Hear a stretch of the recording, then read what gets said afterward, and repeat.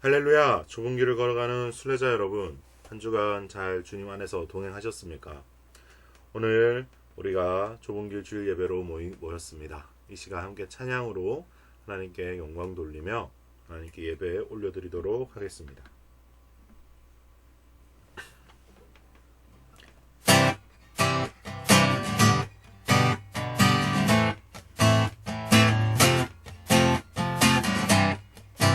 다시 해야 되겠지? 아무 생각 없이 싣고 들었네. 안 올라갈 거야. 삑사이. 다시 할게요. 다시 할게. 알았지? 할렐루야. 좁은 길을 걸어가는 순례자 여러분, 오늘도 주일 예배 오신 여러분들을 진심으로 환영하고 축복합니다. 오늘 함께 찬양으로 우리 좁은 길 교회 예배 하나님께 올려드리도록 하겠습니다.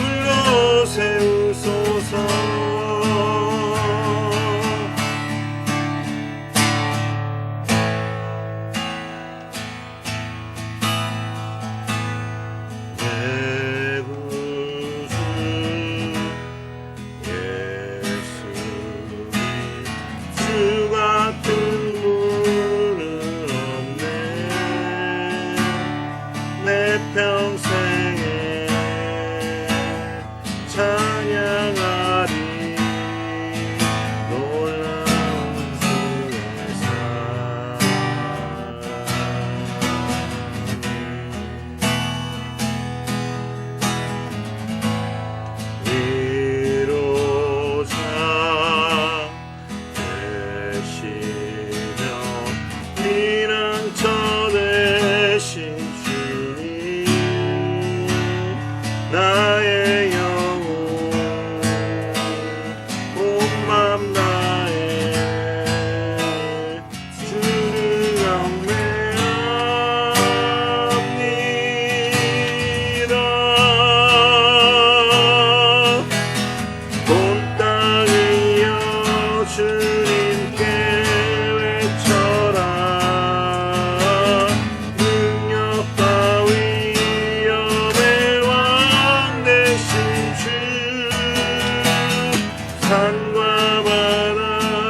소리쳐 주의 이름을 높이리. 주의 날이 기뻐 노래하며 영원히 주님을 사랑하리라. 신실하신 주의 약속 나 받았네.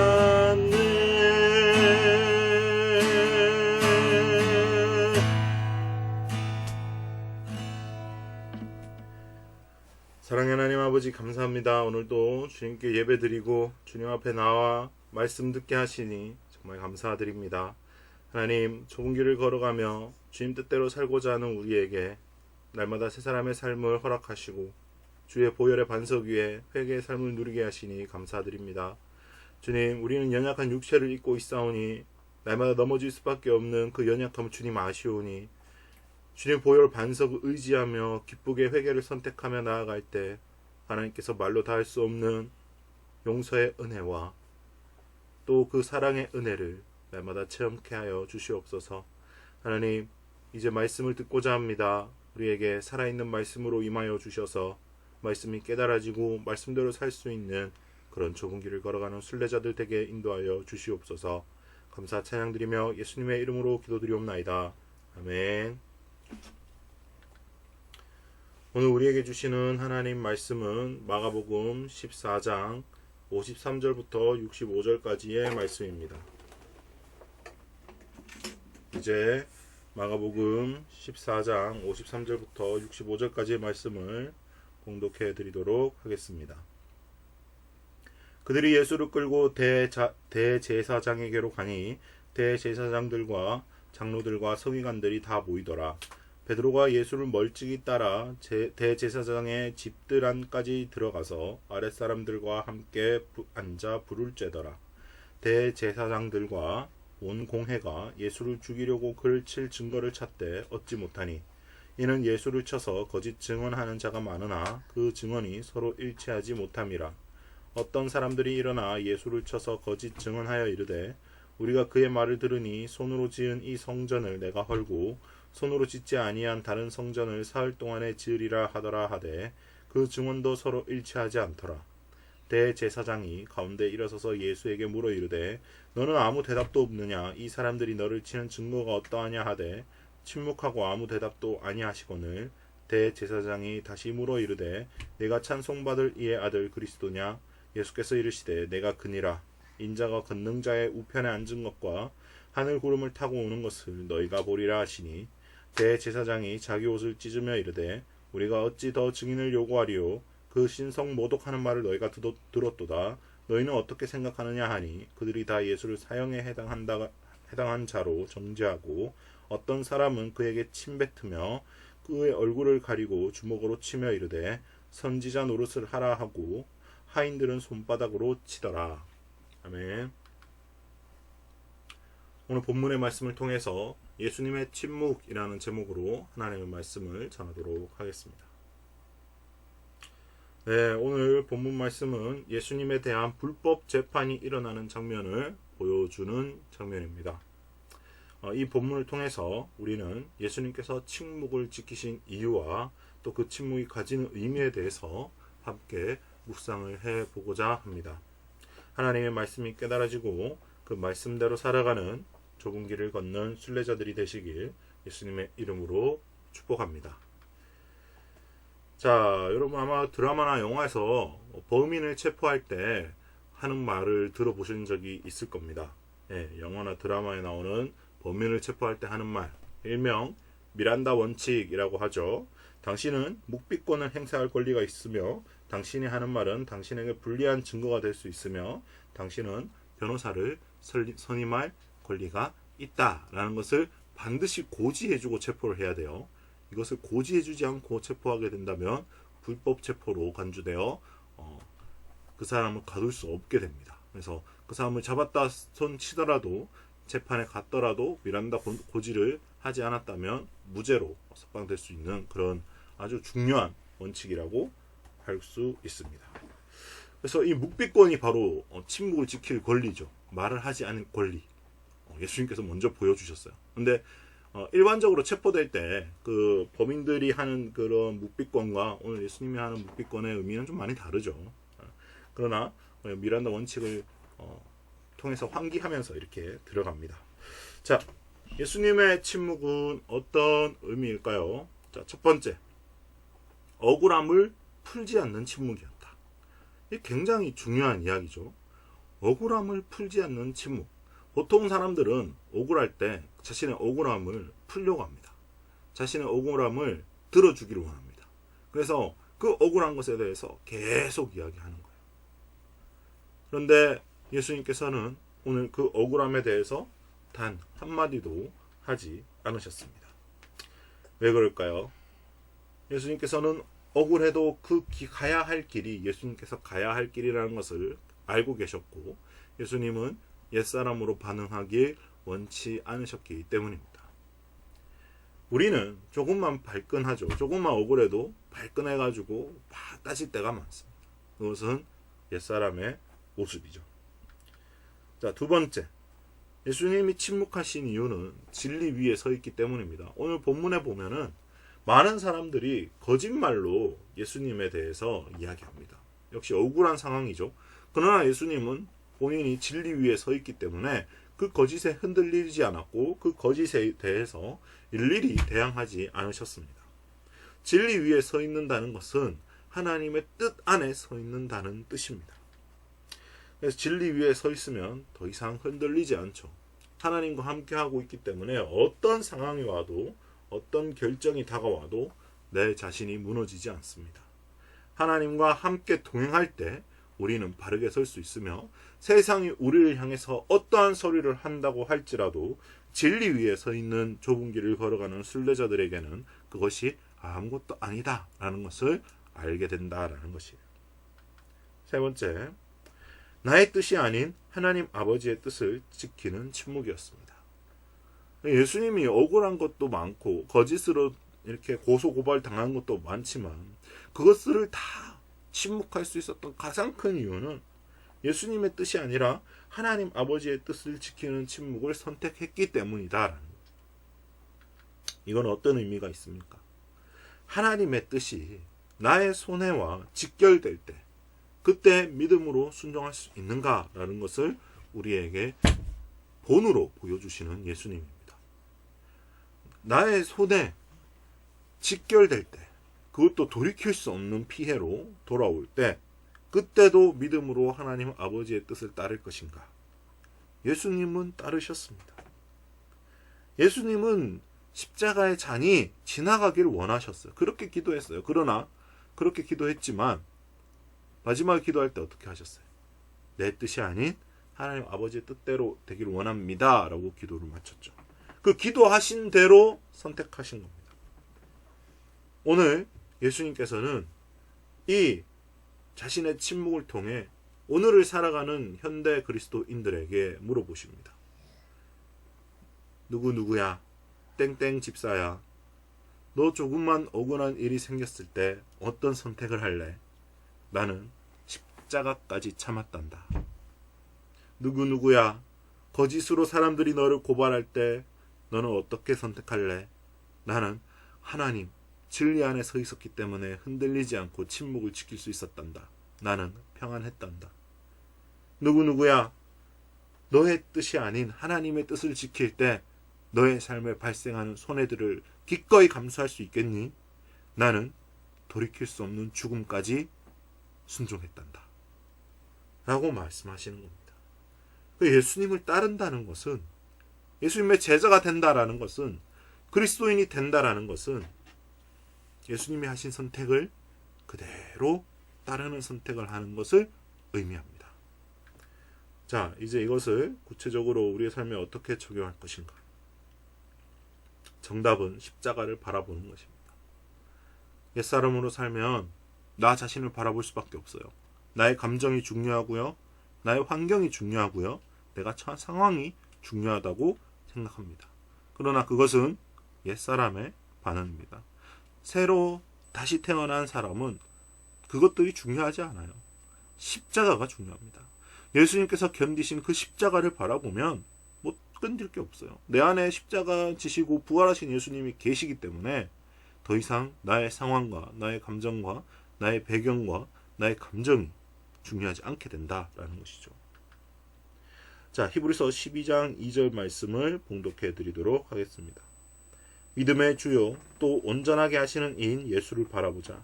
그는 그 앞에 있는 기쁨을 위하여 십자가를 참으사 부끄러움을 개의치 아니하시더니 하나님 보좌 우편에 앉으셨느니라 라고 말씀하고 있습니다. 예수님께서는 그 기쁨을 위해서 십자가를 참으시는 예수님이셨습니다. 오늘 저와 여러분에게도 그 고난 뒤에 있는 기쁨을 선택하라고 말씀하십니다. 침묵으로 지키시라고 말씀하십니다. 침묵은 평안함을 의미합니다. 십자가에 달리신 예수님을 생각해 보면 이 땅에서 못 견딜 만한 고난과 시련은 없습니다. 우리는 그 십자가가 나의 것이 되었고 나의 십자가를 예수님이 대신 지셨다라는 그 감사함으로 그 마음으로 이 땅을 살아가는 겁니다. 그래서 더 이상 나의 나 된 것은 내가 된 것이 아니고 내가 잘해서 된 것이 아니고 예수님께서 십자가에 달리시고 3일 만에 부활하심으로 내가 나 된 것이 되었다라는 고백과 함께 살아가는 것입니다. 나의 삶을 내 뜻이 아닌 온전한 하나님의 뜻으로 가득 채우길 소망합니다. 살아가는 좁은 길을 걸어가는 순례자 여러분, 오늘 예수님께서 침묵하시며 그 모든 고난과 억울함을 견디신 이유는 저와 여러분이 예수님을 따르며 예수님을 선택할 때 그런 고난과 그런 거짓 모함들이 반드시 우리에게 따른다라는 것을 보여주시는 장면입니다. 그럴 때 발끈해서 옛사람의 분으로 그것들을 처리하려고 하지 말고 마귀에게 틈을 내어주지 말고 오직 하나님의 뜻을 믿으며 인내로 침묵으로 내 안에 가득한 평화로 하나님을 믿는 선택을 하는 저와 여러분 되시길 예수님의 이름으로 축복합니다. 자, 이 한 주도 십자가를 참으신 주님을 생각하며 복음으로 살아내는 좁은 길을 걷는 저와 여러분, 우리 순례자들 되시길 예수님의 이름으로 다시 한번 축복합니다.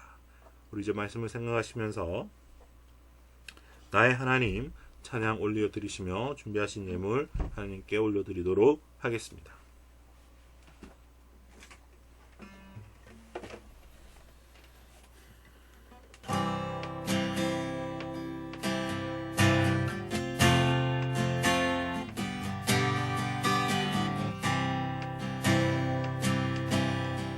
나의 사랑 너는 어여쁘고 참 귀하다. 너는 보석보다 귀하다. 내가 사랑스럽지 않을 때 너를 온전히 사랑하고 너와 함께하려 내가 없노라. 주의 사랑 이 사랑은 결코 변치 않아. 모든 계절 돌보시네. 푸른 마르고 꽃을 시드나 주의 말씀은 진실해. 실수가 없으신 주만 바라라.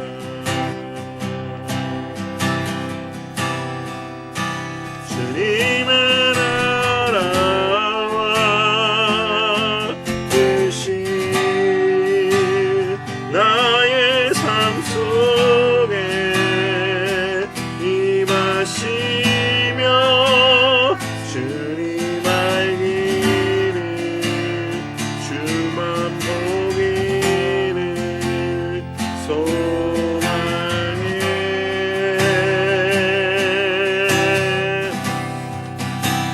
거룩히 살아갈 힘과 두려움 없는 믿음. 주의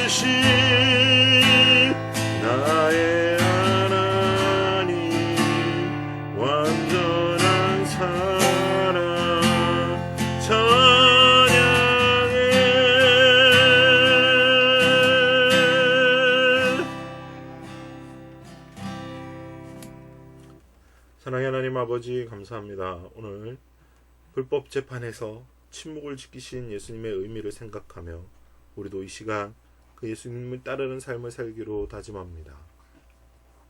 온갖 거짓과 억울한 일들이 우리를 들려덮을 때 예수님처럼 침묵하며 진리 위에 서 있는 선택을 하게 하시고 날마다 주님과 동행하며 설령 그 선택으로 인해서 내 삶에 손해가 생긴다 할지라도 하나님을 믿는 믿음으로 나아가는 좁은 길 걷는 순례자들 되게 인도하여 주시옵소서.